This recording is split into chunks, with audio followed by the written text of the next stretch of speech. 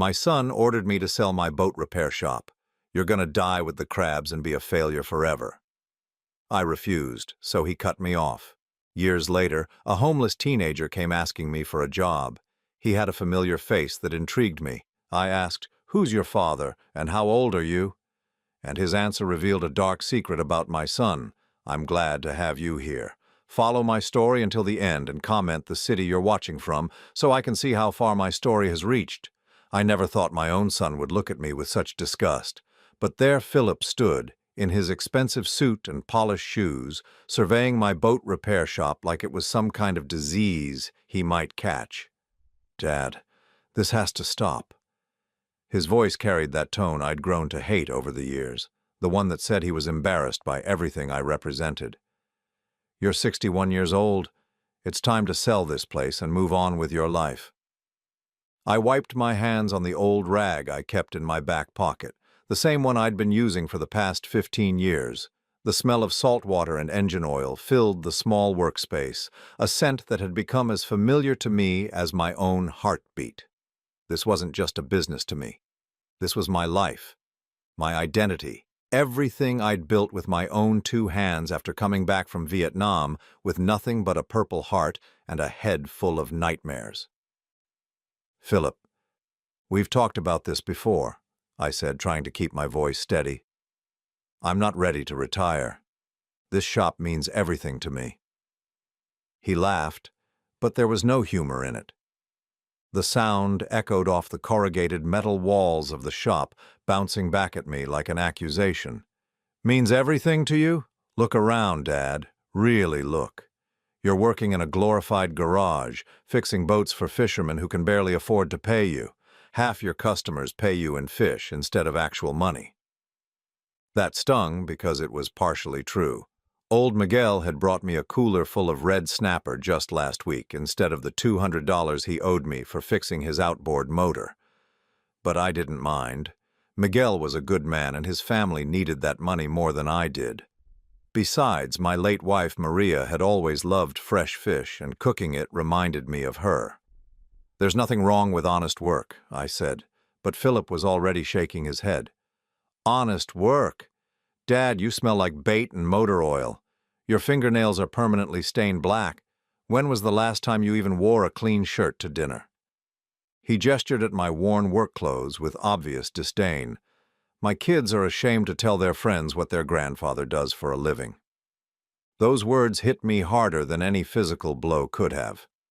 My grandchildren, Philip's twins, Emma and Jake, both 14, meant the world to me. The thought that they might be ashamed of me made my chest tighten with a pain I hadn't felt since Maria passed away 5 years ago. "That's not true," I whispered, but Philip wasn't finished. "It is true, and you know it. Sarah won't even let them come here anymore because she's afraid they'll get tetanus from all the rusty metal lying around." Philip walked over to my workbench, where I had been rebuilding a carburetor for Mrs. Henderson's fishing boat. He picked up one of my tools with 2 fingers, like it might contaminate him. "This is pathetic, Dad. You're going to die with the crabs and be a failure forever." The silence that followed felt heavy enough to crush me. I stared at my son, this man I had raised, loved, sacrificed for, and wondered where I had gone wrong. When had he become so cold, so calculating? When had success in his real estate business made him forget where he came from? "Philip," I said slowly, "your mother and I worked 3 jobs each to put you through college. We sold our car so you could have money for books. We ate beans and rice for months so you could afford that business suit for your first job interview. And this shop, this pathetic place, is what paid for all of it."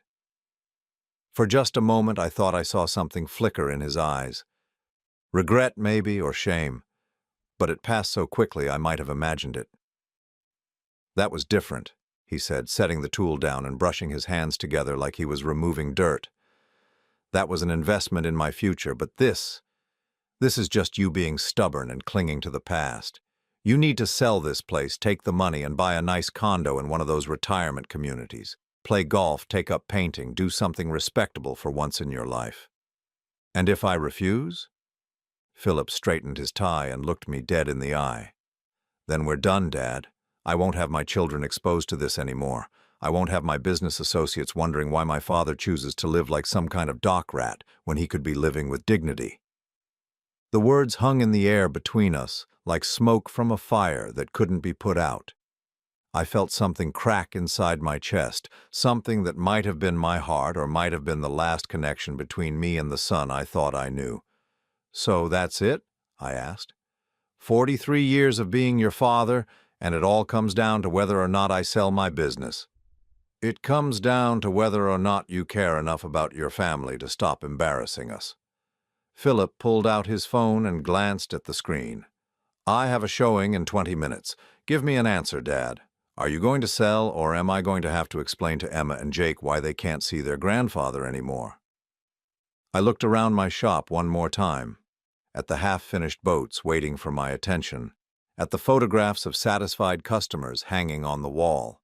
At the small shrine to Maria I kept on my desk, complete with the plastic flowers she'd loved so much. This wasn't just a business. This was the place where I'd rebuilt myself after the war, where I'd found purpose again, where I'd made a life worth living. "No," I said quietly. "I'm not selling." Philip nodded like he'd expected that answer, like he'd been hoping for it even. "Then I guess we have nothing more to talk about." He walked toward the door, his polished shoes clicking against the concrete floor. Just before he reached it, he turned back one last time. "When you're lying in this place, dying alone, surrounded by nothing but rust and regret, remember that you chose this over your own family." The door slammed shut behind him, and I was alone with the sound of my own breathing and the distant cry of seagulls outside. I sank into the old chair behind my desk, the one with the broken spring that Maria had always nagged me to replace, and tried to understand what had just happened.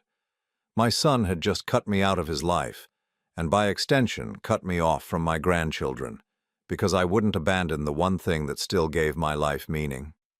The cruelest part was that I could see his point in a way. The shop wasn't much to look at. I wasn't getting any younger. Maybe it was time to hang up my tools and fade quietly into whatever passed for a golden years these days. But every time I thought about selling, I remembered the look on Miguel's face when I got his boat running again. I remembered Mrs. Henderson crying with relief when I fixed her late husband's fishing boat for a fraction of what the fancy marina would have charged.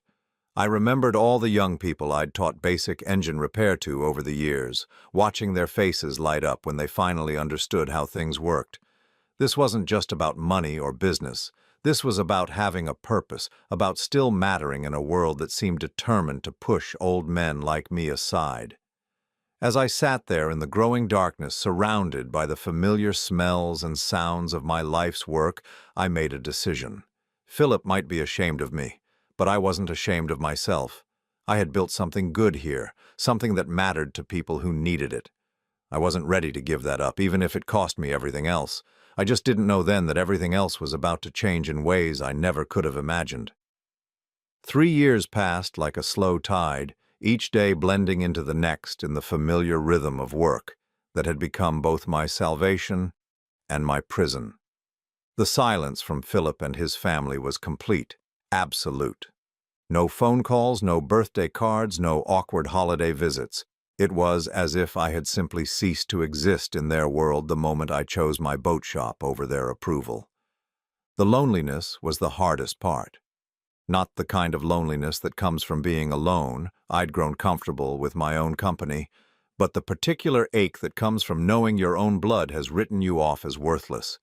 Some nights I'd catch myself reaching for the phone to call Philip, to tell him I'd changed my mind, that I'd sell the shop and move into one of those sterile retirement communities where old men go to wait for death. But then morning would come, and I'd see the sunrise reflecting off the water, smell the salt air mixed with engine oil, and remember why this place mattered to me. Business had actually picked up in recent months. Word had spread among the local fishing community that I was fair, honest, and didn't charge city prices for country work. I'd hired Tom Brennan, a retired mechanic who needed something to keep his hands busy, and together we'd been handling more repairs than I'd seen in years. The irony wasn't lost on me that Philip's prediction about me dying alone and broke was proving to be spectacularly wrong. It was a Tuesday morning in late October when my life took another unexpected turn. The autumn air carried that particular chill that warned of winter coming, and I was hunched over the engine of a 30-foot sport fisher when I heard footsteps approaching. I assumed it was Tom coming back from his coffee break, but when I looked up, I saw a kid standing in the doorway of the shop. He couldn't have been more than 16 or 17 years old, but something about the way he carried himself made him seem older. His clothes were clean but worn thin, the kind of careful cleanliness that comes from having very little and taking care of what you have. His dark hair was longer than was fashionable, and his brown eyes held a wariness that reminded me of stray dogs who'd learned not to trust easily. "Excuse me, sir," he said, his voice carrying a slight tremor that he was trying hard to hide. "I was wondering if you might have any work available. I don't need much pay, just enough to get by, and I'm willing to learn whatever you need me to learn." I straightened up, wiping my hands on my rag out of habit. There was something about this kid that struck me immediately. Not just his obvious need, but something deeper. The way he stood straight despite his circumstances, the way he looked me directly in the eye when he spoke, the careful politeness that suggested someone had raised him right before life knocked him down. "What's your name, son?" I asked. "Jake, sir. Jake Morrison." "Well, Jake Morrison, I appreciate you asking, but I've got to be honest with you. This isn't exactly a high-paying operation here. I can barely afford to keep Tom on part-time as it is." Jake's shoulders sagged slightly, but he didn't look away.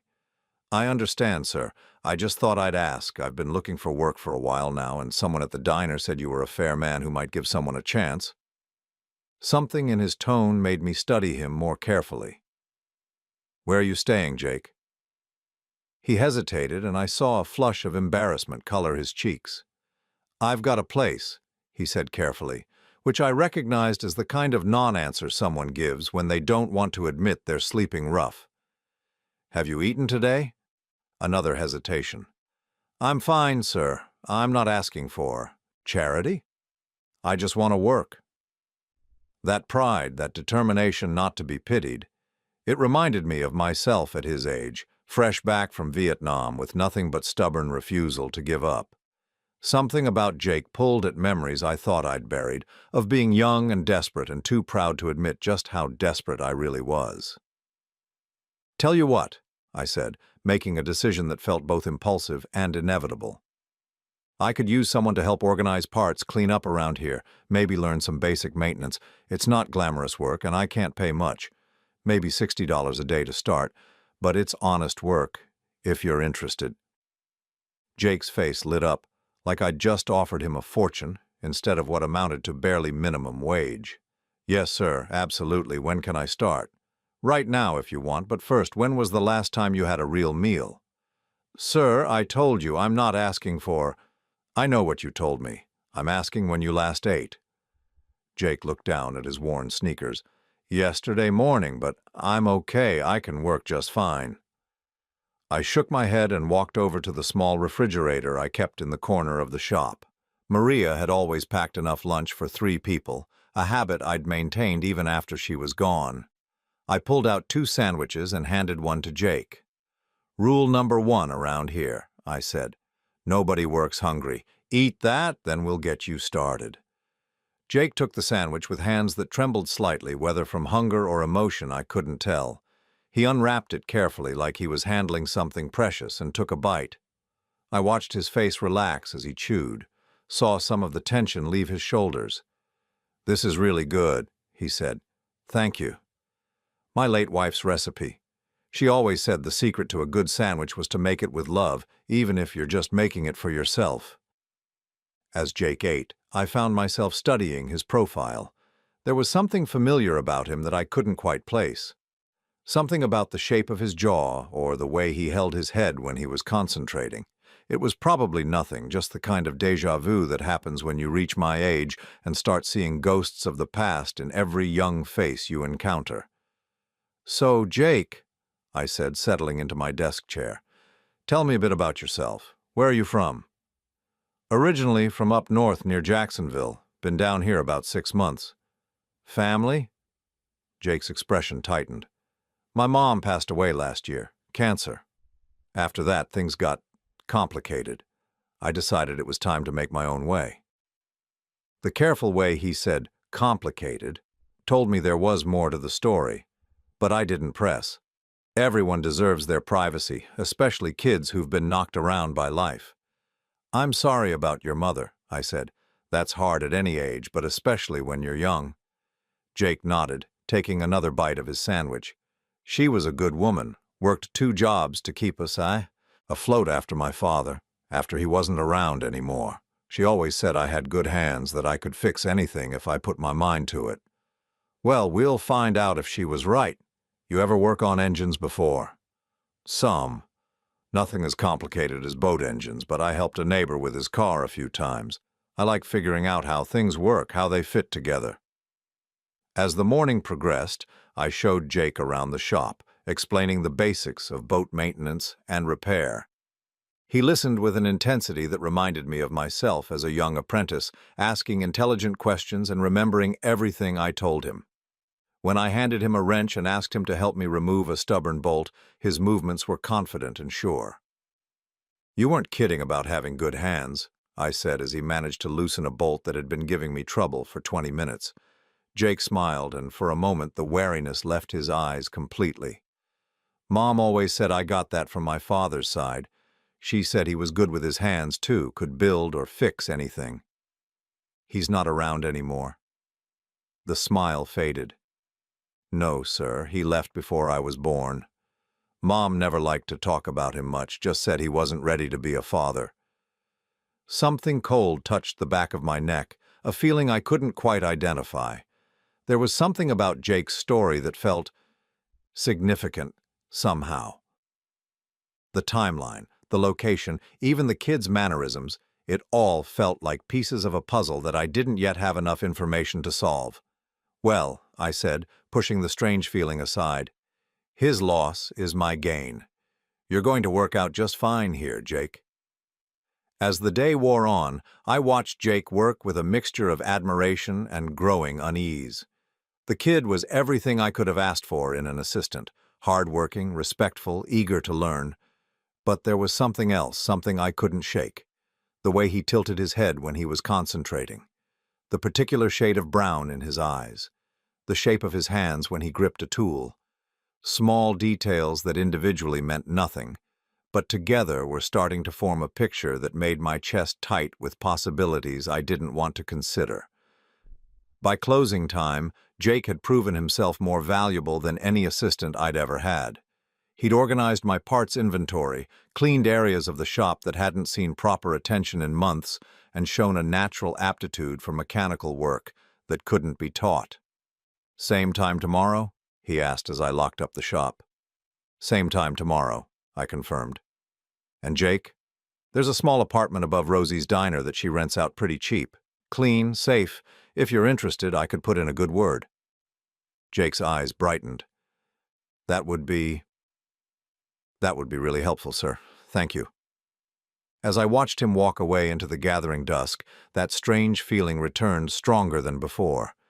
There was more to Jake Morrison than met the eye, and something deep in my gut told me that discovering what that was might change everything. I just didn't know yet how right I was, or how much I wasn't prepared for the truth when it finally revealed itself. Jake had been working for me for almost 3 weeks when I finally worked up the courage to ask the question that had been eating at me since the day he walked into my shop. There was something about him that I couldn't shake, something that kept me awake at night staring at the ceiling and trying to piece together fragments of memory that didn't quite want to fit together. It was a Friday afternoon, and we were working side by side on the engine of Captain Rodriguez's fishing boat. Jake had proven himself to be not just a willing worker, but genuinely gifted with mechanical problems. He could diagnose engine troubles with an instinct that usually took years to develop, and his hands seemed to know exactly how much pressure to apply to stubborn bolts without stripping the threads. "Jake," I said, trying to keep my voice casual as I handed him a socket wrench, "you mentioned your father left before you were born. Did your mother ever tell you anything about him? His name, maybe, or what he did for work?" Jake paused in his work, his hand tightening around the wrench. I could see the familiar tension creep into his shoulders, the same defensive posture he'd worn that first day when I'd asked if he'd eaten.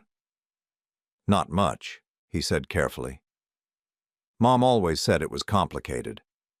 That he was married to someone else when they met, and when she told him she was pregnant, he made it clear he didn't want anything to do with us." The socket wrench slipped from my fingers and clattered to the concrete floor. The sound seemed to echo in the sudden silence between us, and Jake looked up at me with concern. "You okay, Mr. Howard?" I bent to pick up the wrench, using the moment to try to steady myself. The timeline was becoming clearer, and it was making me sick to my stomach. "How old are you, Jake? Exactly, I mean." "I'll be 17 in January 15th. He was watching me carefully now, probably wondering why I suddenly seemed so interested in his personal details. January 15th. I felt the blood drain from my face. That date was burned into my memory for reasons I'd tried for years to forget. It was exactly 9 months after Philip's business trip to Jacksonville, the one he'd taken alone, claiming he needed to scout out potential property investments. The trip that had lasted 2 weeks instead of the planned 5 days. The trip that had marked the beginning of a period when Philip had seemed distracted, guilty about something he wouldn't discuss. "Your mother," I said, my voice coming out rougher than I'd intended. "What was her name?" Jake's expression grew more guarded. Sarah Morrison. Why are you asking all these questions?" Sarah. The name hit me like a physical blow. Philip had mentioned a Sarah once, years ago, during one of his rare moments of what I'd thought was harmless flirtation. He'd been describing a waitress at some restaurant in Jacksonville, talking about how young and pretty she was, how she'd laughed at his jokes. At the time, I'd thought it was just typical male bragging, the kind of thing married men sometimes did to convince themselves they were still attractive to women. But now, looking at Jake, really looking at him, I could see it. The shape of his nose was exactly like Philip's. The way he held his mouth when he was concentrating, even the particular shade of brown in his eyes which I'd inherited from my own father and passed on to Philip. "Mr. Howard?" Jake's voice seemed to come from very far away. "You're scaring me a little here. Did you know my mother or something?" I sat down heavily on an overturned crate, feeling suddenly older than my 64 years. The pieces were falling into place with horrible clarity, and each one made the picture more devastating. Jake wasn't just some random kid who'd wandered into my life looking for work. He was family. He was Philip's son, my grandson, abandoned and left to fend for himself while Philip lived his perfect suburban life with his legitimate children. "Jake," I said slowly, "did your mother ever mention the name Philip? Philip Brennan?" The effect of that name on Jake was immediate and dramatic. His face went white, and he took a step backward, nearly knocking over a can of motor oil. "How do you know that name?" he whispered. "Philip Brennan is my son." The socket wrench fell from Jake's hand this time, hitting the floor with a metallic clang that seemed to punctuate the moment like an exclamation point. Jake stared at me with an expression of such shock and confusion that I wanted to reach out and steady him. "That's impossible," he said. "You're lying." "I wish I was." I stood up slowly, my knees protesting the movement. "Jake, I think you might be my grandson." "No." Jake shook his head violently. "No, that can't be right. You're a good man. You gave me a job, you helped me when I had nothing. Philip Brennan is... he's..." Jake's voice cracked, and I saw tears forming in his eyes. "He's what, Jake?" "He's the man who destroyed my mother's life." The words came out in a rush, like they'd been trapped inside him for years. She loved him. She really loved him, and when she told him she was pregnant, he gave her $500 and told her to take care of it. When she said she wanted to keep the baby, he told her she was on her own. He made her sign some kind of paper promising never to contact him again. The room felt like it was spinning around me. $500. The casual cruelty of it made me want to vomit. My son, the boy I'd raised to believe in honor and responsibility, had paid a pregnant woman $500 to disappear from his life. "Jake, I'm so sorry, I had no idea. She worked 2 jobs her whole life. Because of him." Jake continued, his voice rising with each word. She cleaned offices at night and waited tables during the day, and she never complained, not once. But I could see how tired she was, how hard it was for her to make ends meet, and when she got sick, when the cancer came, she couldn't afford proper treatment because she didn't have insurance. I felt tears burning my own eyes. She died because of him. She died because he was too much of a coward to take responsibility for what he'd done. Jake wiped his face with the back of his hand, leaving a streak of grease across his cheek. And now you're telling me that you're his father? That makes you your grandfather. The words felt heavy in my mouth, weighted with 17 years of missed birthdays, missed Christmas mornings, missed opportunities to be part of this remarkable young man's life. Jake laughed, but there was no humor in it. This is insane. This whole situation is completely insane. Jake, please, just listen to me for a minute. Listen to what? How you're going to try to make excuses for him? How you're going to tell me he's changed, Rhea, that he's a different person now? No, I said firmly. I'm not going to make excuses for him. What he did to you and your mother was unforgivable. I'm ashamed that I raised a son capable of such cruelty. Jake stared at me for a long moment, his chest rising and falling with rapid, shallow breaths. I could see him processing this information, trying to reconcile the grandfather he'd just discovered with the father who had abandoned him. Does he know? Jake asked finally. Does he know I exist? I thought about Philip's business trip to Jacksonville, about the guilt and distraction that had followed, about the way he'd sometimes gotten quiet when the subject of family responsibility came up. I think he does. I think he's always known. And he just let me be homeless? Let me struggle and scrape for every meal while he lived in his big house with his real family? The pain in Jake's voice was unbearable. I wanted to gather him in my arms, to try to make up for 17 years of absence, but I could see that he needed space to process this revelation. Jake, I know this is a lot to take in. I know you probably hate me right now, and I understand if you do, but please don't leave. Let me try to make this right somehow. Jake shook his head slowly. I don't hate you, Mr. Howard. You didn't know. But I can't. I need some time to think about this. He started walking toward the door, then stopped and turned back. Does he have other children? My father? 2. Twins. A boy and a girl, both 14. So I have siblings. Jake's voice was barely above a whisper. Half-siblings who probably don't even know I exist. Jake, I need to go. He was already moving toward the door again. I'll see you Monday, Mr. Howard. I need some time. I watched him walk away, this grandson I'd just discovered and might have just lost, and felt a rage building in my chest that I hadn't experienced since the war. Philip hadn't just abandoned his own child. He'd robbed me of 17 years with my grandson. He'd let his own flesh and blood struggle in poverty and homelessness while he played the role of the successful family man. As Jake disappeared around the corner, I made a decision. It was time to have another conversation with my son, and this time I wasn't going to let him walk away without answers. The truth was finally coming to light, and it was uglier than anything I could have imagined, but there was more to uncover. More layers to this betrayal that I was only beginning to understand. The boy walking away from my shop wasn't just any homeless teenager I'd taken pity on.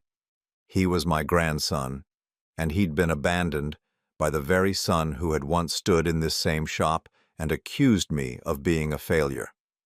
That weekend was the longest of my life. Jake had kept his word and returned to work on Monday, but something fundamental had changed between us. Where there had been easy conversation and natural rapport, now there was a careful politeness that broke my heart. He called me Mr. Howard again instead of the casual Howard he'd started using, and he avoided eye contact whenever possible. I wanted to talk to him about what we'd discovered, to try to bridge the impossible gap between being his employer and being his grandfather. But every time I started to broach the subject, I could see him tense up. So I waited, gave him space, and tried to figure out how to handle the bomb that had exploded in both our lives. But I couldn't stop thinking about what Jake had told me. The image of Sarah Morrison, young, pregnant, and abandoned, haunted me. The idea that my son had paid her $500 to disappear from his life made me physically sick, and the knowledge that my grandson had grown up in poverty while Philip lived in luxury made me angrier than I'd been since Vietnam. I needed to know more. I needed to understand the full scope of what Philip had done, both to prepare myself for the conversation I was going to have with him and to figure out how to help Jake process this devastating revelation about his family.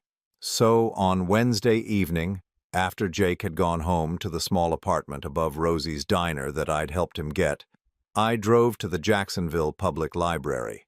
I wasn't much good with computers, but the librarian, a patient woman named Mrs. Chen, helped me figure out how to search through old newspaper archives and public records. What I found made my blood run cold. Sarah Morrison had been 22 when Jake was born, just a kid herself trying to make her way in the world.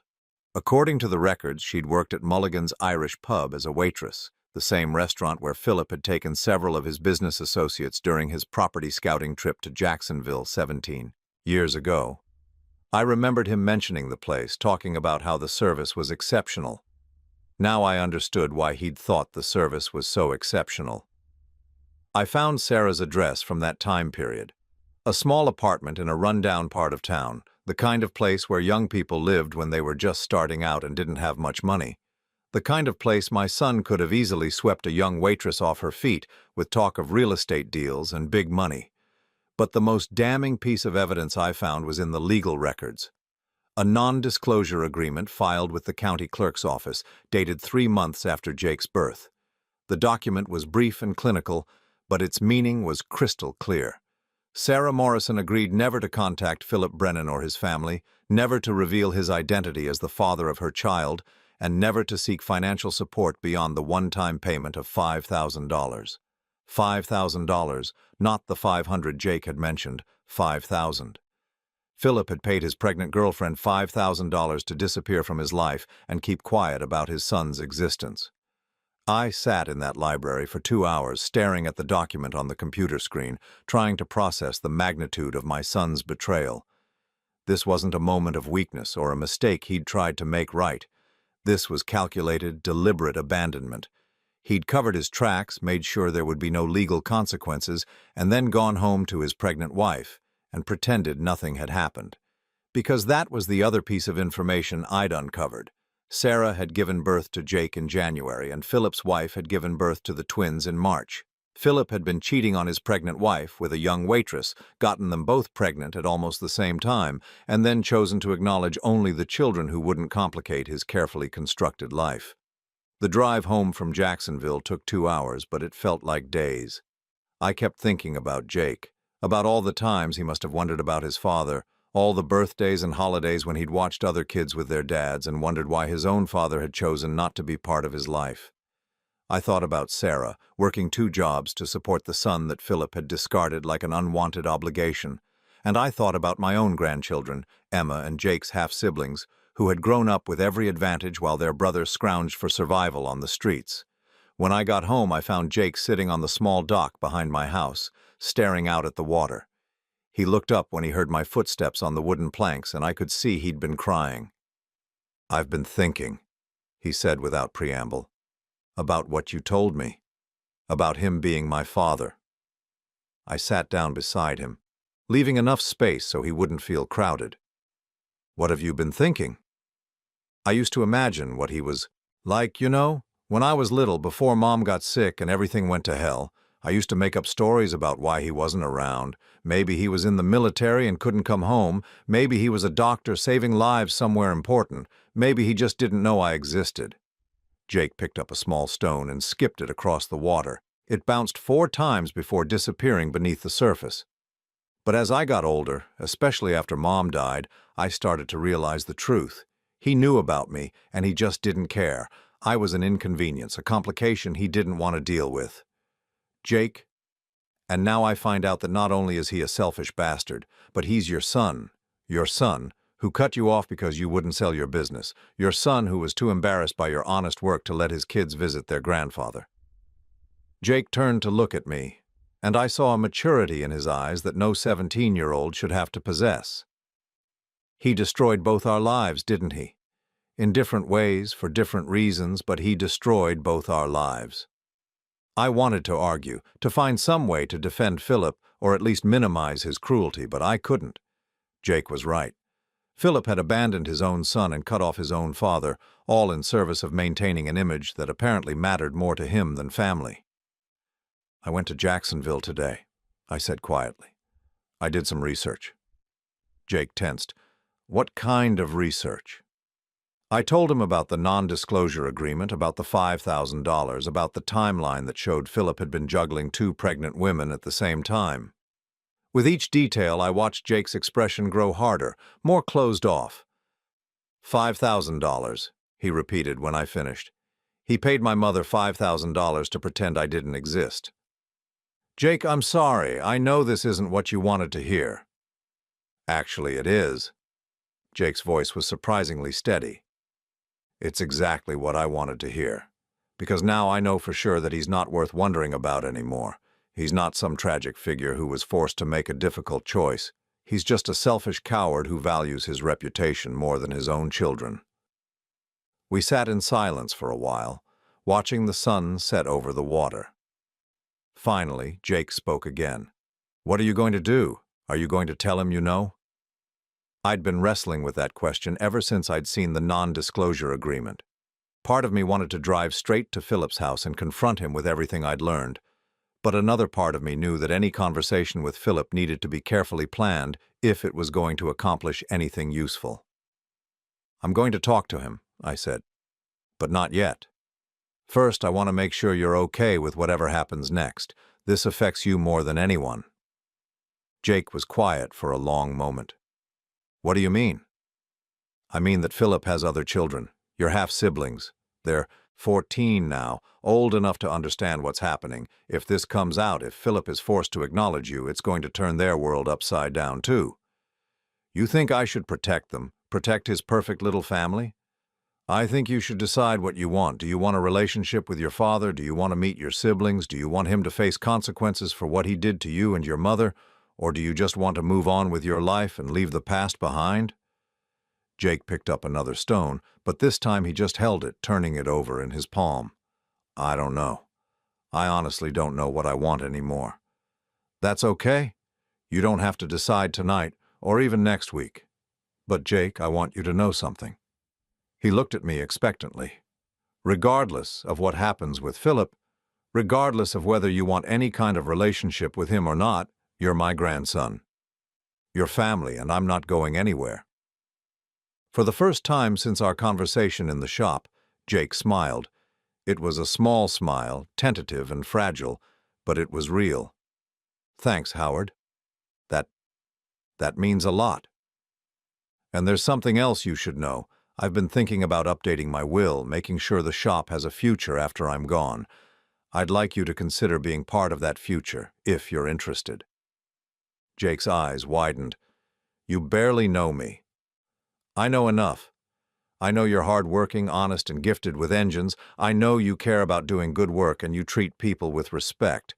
Most importantly, I know you're nothing like your father. Jake laughed, and this time there was genuine warmth in the sound. That might be the nicest compliment anyone's ever given me. As we sat there watching the last light fade from the sky, I felt something I hadn't experienced in years. Hope. Not hope that Philip would somehow transform into the son and father he should have been, but hope that maybe some good could come from this mess. Maybe Jake and I could build something together, something that would honor his mother's memory and give both of us the family we'd been missing. But first I had to deal with Philip. I had to look my son in the eye and make him face what he'd done.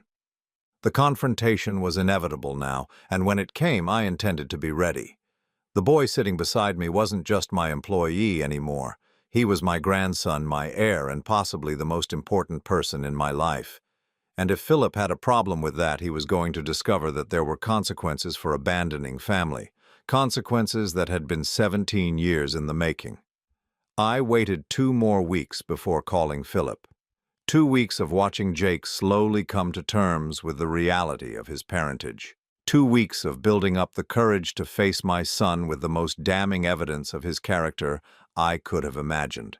When I finally picked up the phone on a Thursday evening, my hands were steadier than I'd expected them to be. "Philip, it's your father. We need to talk." There was a long pause on the other end of the line. "Dad, I thought we'd settled our differences 3 years ago. I told you, this isn't about the shop. This is about Jake Morrison." The silence that followed was so complete I thought the line had gone dead. When Philip finally spoke, his voice had changed completely, dropping to a careful, guarded tone that told me everything I needed to know. "I don't know who you're talking about. Sarah Morrison's son, your son, my grandson." Another pause, longer this time. "Dad, I think you might be confused. Maybe we should—" "Philip, don't you dare try to gaslight me.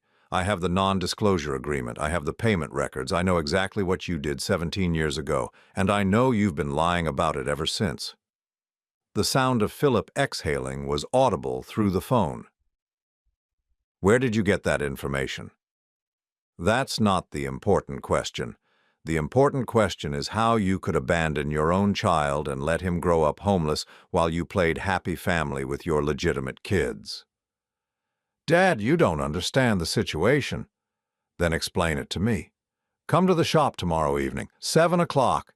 And Philip, don't even think about not showing up, because if you don't, I'll be driving to your house to have this conversation in front of Sarah and the twins." I hung up before he could respond, my heart pounding with a mixture of anger and anticipation. After 3 years of silence, after 3 years of being cut out of his life, because I wouldn't abandon my principles, Philip was finally going to have to face the consequences of his choices. The next day dragged by with agonizing slowness. Jake seemed to sense my tension, asking twice if everything was okay, but I couldn't bring myself to tell him about the planned confrontation.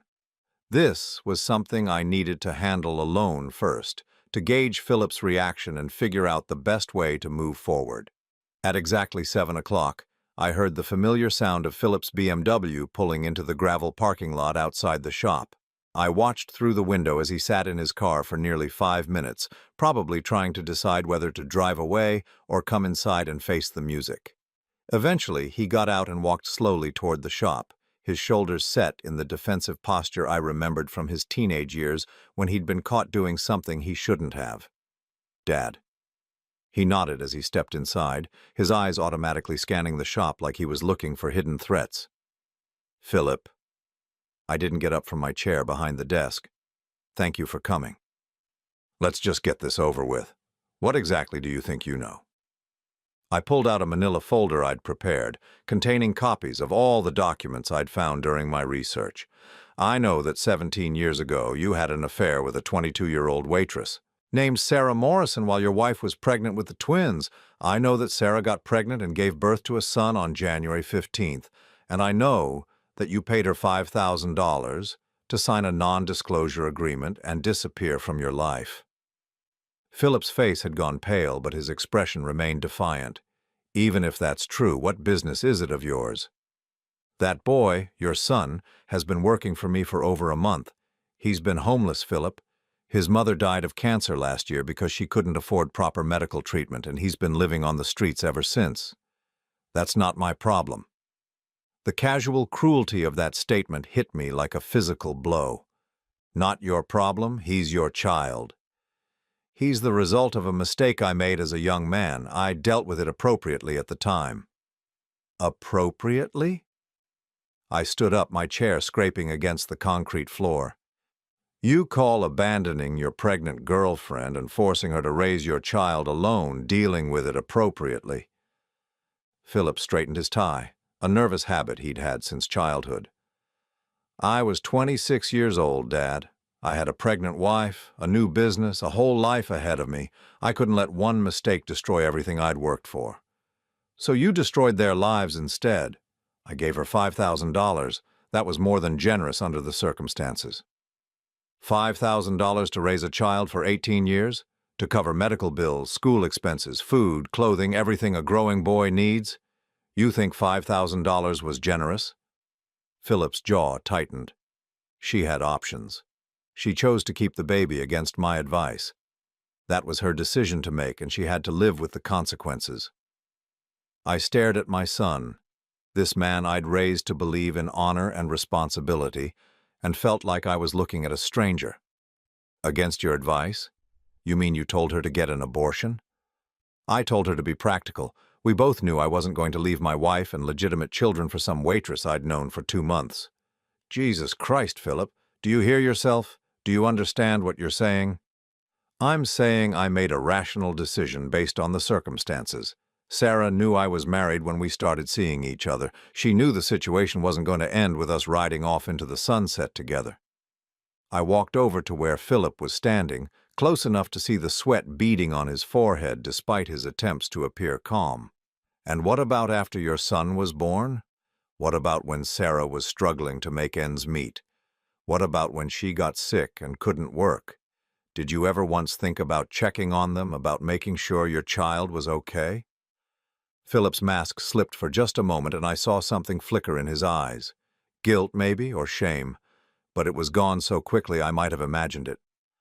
I kept track of them for a few years, made sure they were surviving. You kept track of them? My voice rose despite my efforts to stay calm. You mean you knew when your son was struggling, when his mother was dying, when he ended up homeless, and you did nothing? What was I supposed to do? Show up and disrupt everyone's lives? Destroy my marriage and confuse my legitimate children? You were supposed to take care of your child. I have children, Dad. Emma and Jake. My real children. I have responsibilities to them, to Sarah, to the life I've built. I couldn't let some teenage mistake from 20 years ago destroy all of that. The way he said real children made my blood boil. Jake is your real child, too. He's your flesh and blood, your firstborn son, and you threw him away like garbage.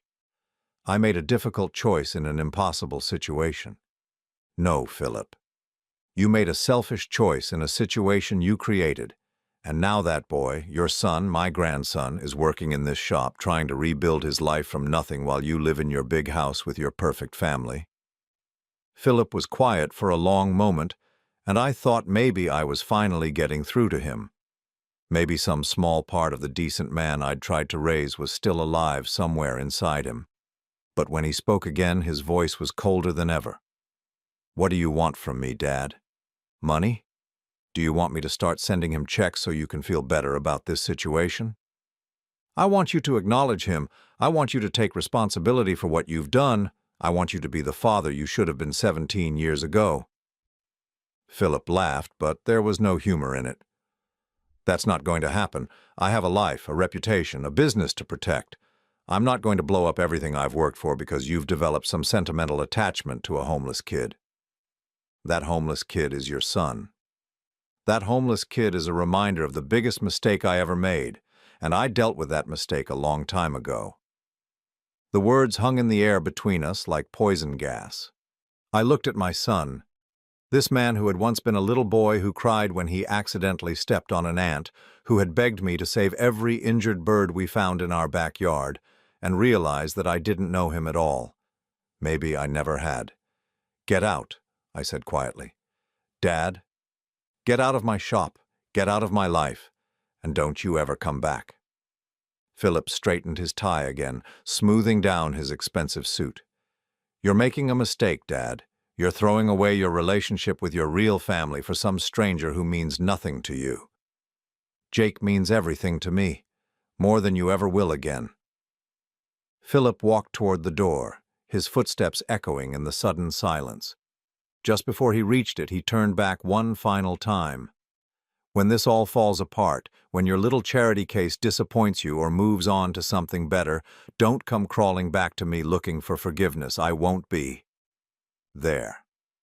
Good, I said, because I'll never forgive you for this. The door slammed shut behind him, and I was alone with the weight of what I'd just learned. Philip hadn't just abandoned his son out of fear or immaturity. He had done it deliberately, calculating the cost to his reputation and deciding that his own comfort was worth more than his child's welfare. But as devastating as the confrontation had been, it had also clarified something important for me. I knew now exactly where I stood, and exactly what I needed to do next. Jake deserved to know the truth about his father, all of it, and then we could decide together how to move forward, how to build a family that was based on love and respect rather than shame and abandonment. The boy Philip had discarded was about to inherit everything Philip had once demanded I give up, and somehow that felt exactly like justice. The morning after my confrontation with Philip, I found Jake already at work when I arrived at the shop. He was bent over the engine of a small sailboat, his movements precise and confident as he adjusted the timing belt. Watching him work, seeing the careful attention he paid to every detail, I felt a surge of pride that had nothing to do with blood relations and everything to do with the character of the young man he'd become despite the circumstances of his upbringing. "You're here early," I said, hanging my keys on the hook by the door. "Couldn't sleep much last night." Jake looked up from his work and I could see dark circles under his eyes. "I kept thinking about everything we talked about him. Did you call him?" I had planned to ease into the subject to find the right moment to tell Jake about the confrontation, but looking at his expectant face, I realized there was no gentle way to share what I'd learned. "I did more than call him. He was here last night." Jake straightened up completely, setting down his wrench. "He came here? To the shop? We had a conversation about you, about what he did to you and your mother." I walked over to my desk and sat down, suddenly feeling every one of my 64 years. "Jake, I need to tell you something, and it's going to be hard to hear."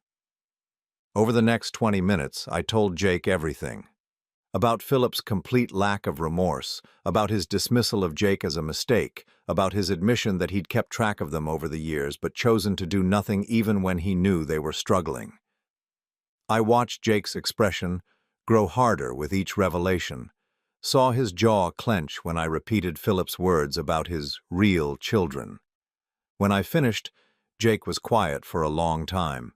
He walked over to the small window that looked out over the marina, his hands shoved deep in his pockets. "So he knew," Jake said finally. "All these years, when I was wondering why my father never came looking for me, when I was angry at my mother for not trying harder to find him, he knew exactly where we were, and just didn't care." "I'm sorry, Jake. I know this isn't what you wanted to hear." Jake turned back to me, and I was surprised to see that he looked more relieved than devastated. "Actually, it is what I wanted to hear. Not the part about him knowing we were struggling. That's just cruel. But the part about him not wanting anything to do with me now, because it means I don't have to wonder anymore what it would be like to have a relationship with him." "You don't?" "Howard, the man you described to me isn't someone I'd want as a father even if he begged me to be part of his life. Any man who can abandon his own child and feel good about it, who can let that child's mother die from lack of medical care and sleep soundly at night, that's not someone I want to know." Jake walked back over to where I was sitting, his expression more serious than I'd ever seen it. "But there's something I do want to know. You said he cut you off because you wouldn't sell this place, because he was embarrassed by what you do for a living. Is that true?" "It's true. And now you know that while he was judging you for being an honest working man, he was hiding the fact that he'd abandoned his own son. Doesn't that make you angry?" I considered the question carefully. "It makes me sad. Sad that I raised a son who values image over integrity. Sad that I failed him somehow in teaching him what really matters in life. But angry? No, not anymore." "Why not?" "Because if he hadn't cut me off, if he hadn't demanded that I sell this shop, you never would have found your way here. And meeting you, getting to know you, discovering that I have a grandson who embodies everything I tried to teach Philip about honor and hard work, that's worth more than any relationship with him could ever be." Jake smiled, the first genuine smile I'd seen from him since our conversation about his parentage. "So what happens now?" I reached into my desk drawer and pulled out a thick legal document that I'd had my lawyer prepare the week before. "Now we make this official. I'm updating my will, Jake. When I die, this shop, my house, everything I own, it's all going to you." Jake's eyes widened as he took the document from my hands. "Howard, you can't do this. You barely know me." I know everything I need to know. I know you show up early and work late without being asked. I know you treat our customers with respect, regardless of whether they pay in cash or fish. I know you have a natural talent for this work and a genuine love for it. Most importantly, I know you understand what this place really means. But what about your other grandchildren, Philip's kids? Don't they deserve something? I shook my head. They'll inherit whatever Philip leaves them, which I imagine will be considerable. But this shop, this legacy, it belongs to someone who understands its value, who won't tear it down to build condominiums or sell it to the highest bidder. It belongs to family, and you're my family. Jake was quiet for a moment, scanning through the legal document. This says I'd inherit everything immediately if something happened to you, but that I'm also named as your business partner starting immediately. What does that mean? It means we're officially partners now, 50-50. It means your name goes on the sign outside, and it means you have equal say in every decision we make about this place's future. Howard, I don't know what to say. Say you'll accept it. Say you'll help me build something here that will last long after both of us are gone. Jake set the document down on my desk and looked around the shop, at the boats in various stages of repair, at the tools we'd organized together, at the photographs of satisfied customers that covered one wall. When he looked back at me, there were tears in his eyes. I accept, but only if you let me do something in return. What's that? Let me pay for a proper headstone for my mother's grave. She's buried in a county cemetery with just a wooden marker that's starting to rot. She deserves better than that. We'll do it together, I said, and we'll make sure it says, beloved mother of Jake Morrison, cherished grandmother to his children, because she's going to be a grandmother someday, and those children are going to know exactly how strong and brave their grandmother was. 2 months later, Philip showed up at the shop unannounced. I was in the office working on invoices when I heard his BMW pull into the parking lot, and I felt my stomach tighten with apprehension. Through the window, I could see him sitting in his car, talking on his phone, probably working up the courage to come inside. Jake was under the hood of Captain Rodriguez's boat when Philip finally entered the shop. I watched my son's eyes scan the interior, taking in the improvements we'd made, the new paint, the organized tool walls, the professional-looking sign that read Morrison and Brennan Marine Repair. Dad, Philip said, his voice carefully neutral, I heard you'd taken on a partner. Philip, I didn't get up from my desk. What do you want? His gaze moved to Jake, who had straightened up and was watching the interaction with obvious curiosity. For a moment, Philip just stared at him, and I could see the recognition in his eyes, the acknowledgement of shared features that couldn't be denied. So this is him, Philip said quietly. Jake wiped his hands on a rag and walked over to where we were standing. He was nearly as tall as Philip now, with the same strong jaw and confident bearing, but there was something in his eyes that Philip had never possessed, genuine warmth and integrity. You must be Philip, Jake said, extending his hand. I've heard a lot about you. Philip hesitated before shaking Jake's hand, and I could see him struggling with emotions he didn't know how to process. You look like... Philip started, then stopped. Like you, Jake finished. Yeah, I get that. But that's about all we have in common. The comment hung in the air like a challenge. Philip's jaw tightened, and I could see his automatic defensive response kicking in. Look, I don't know what my father has told you about our situation, but... He told me the truth, Jake interrupted. That you abandoned me and my mother, that you paid her to disappear, and that you've known all along that I existed, but chose to ignore me because I wasn't convenient for your perfect life. Philip's face flushed red. You don't understand the complexity of the situation. I understand perfectly. You're a coward who values his reputation more than his own children. Jake's voice was calm, matter-of-fact, which somehow made the words even more devastating. But that's okay, because I don't need you. I already have a father figure who actually cares about me. Philip looked at me, and for a moment I thought I saw something like regret in his eyes. Dad, surely you can see that this is a mistake. This boy, he's manipulating you, using your guilt to get access to what should be your legitimate grandchildren's inheritance. Jake laughed, but there was no malice in it. You know what's funny? You're so obsessed with money and inheritance that you can't imagine someone might actually care about something else. Your father and I aren't partners because of money. We're partners because we both understand what it means to work hard, to treat people with respect, to build something that matters.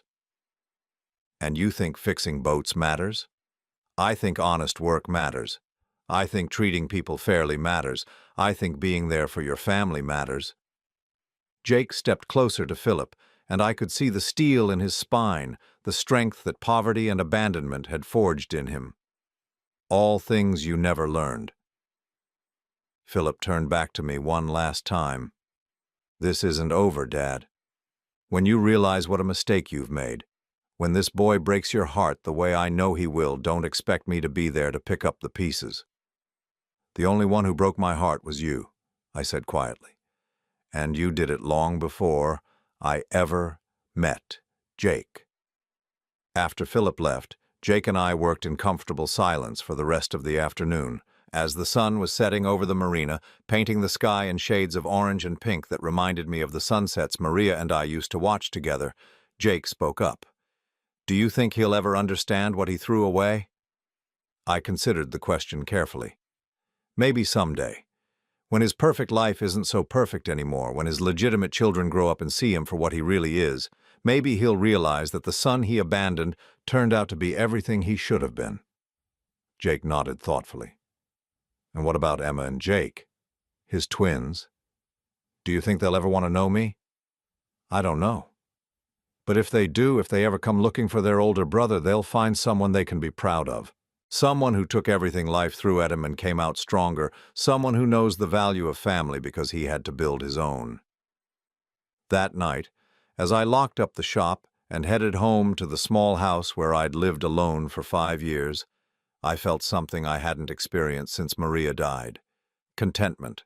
Not happiness exactly, but a deep sense that my life had meaning again, that the legacy I was building would outlast me. Jake Morrison, my grandson, my partner, my heir, had given me something more valuable than Philip ever could have. He'd given me hope that the values I believed in still mattered, that hard work and integrity could still triumph over selfishness and greed. And somewhere in Jacksonville there was a headstone with Sarah Morrison's name on it that would ensure her sacrifice was never forgotten, that her son would always remember where he came from and what she'd given up to raise him right. The boy Philip had discarded like trash had become the man who would carry on everything Philip had been too proud to value. And that, I thought as I watched the lights of the marina twinkle in the darkness, was exactly the kind of justice the world needed more of.